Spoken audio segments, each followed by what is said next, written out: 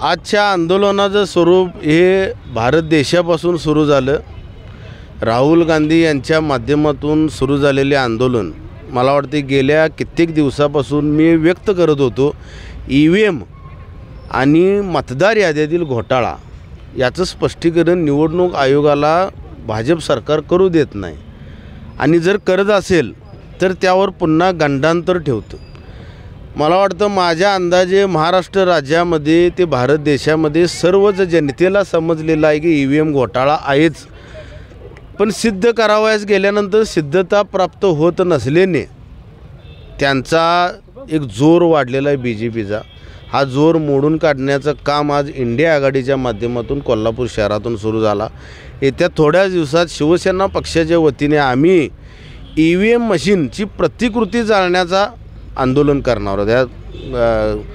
दहीहंडी संपल्यानंतर ह्या उत्सवामध्ये अडथळा नको म्हणून आम्ही थोडंसं पुढे ढकललेलं आहे। हा एक मुद्दा। दुसरा आणखीन एक मुद्दा, कोल्हापूर शहरामध्ये ज्या पद्धतीनं राजकीय घडामोडी सुरू आहेत, आमदार राजेश क्षीरसागर काहीतरी म्हणाले की ठाकरे गटामध्ये कोण शिल्लक आहे का नाही, तर त्यांना मी आपल्या न्यूज चॅनलच्या माध्यमातून सांगू इच्छितो, ठाकरेंचा एक पैलवान त्यांना ऐकण्यात आला आहे कित्येक वर्ष झालं। EVMच्या माध्यमातून निवडून आलेल्या क्षीरसागरने अशा पद्धतीचं वक्तव्य करू नये। EVMच्या माध्यमातून निवडून आलेले कोल्हापूर जिल्ह्यातील अगदी चंद्रदीप नरके कशा पद्धतीनं गाडीवर चढले आणि राहुल पाटील निवडून आलेले चला चला चला चला, मला कलेक्टरांच्याकडून मला लगेचच पोचपावती घ्यायची आहे की मी निवडून आलो, हा त्यांचा अट्टास सगळ्या कोल्हापूर जिल्ह्यातील जनतेनं बघितलेला आहे। म्हणजे यातून निष्पन्न झालेला आहे की यांचा घोळ हा सिद्ध प्राप्त झालेला आहे। यांच्यावर काँग्रेसच्या माध्यमातून, शिवसेनेच्या माध्यमातून व इंडिया आघाडीच्या माध्यमातून जे आरोप ठेवलेले आहेत त्या आरोपामध्ये सत्यता आहे।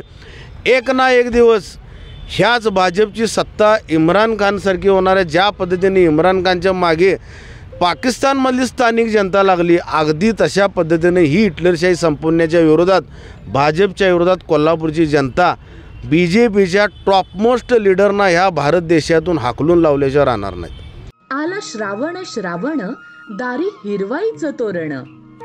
व्रतवैकल्याचा हा श्रावण गोकुळच्या श्रीखंड आणि बासुंदीने आणखी मधुर करूया।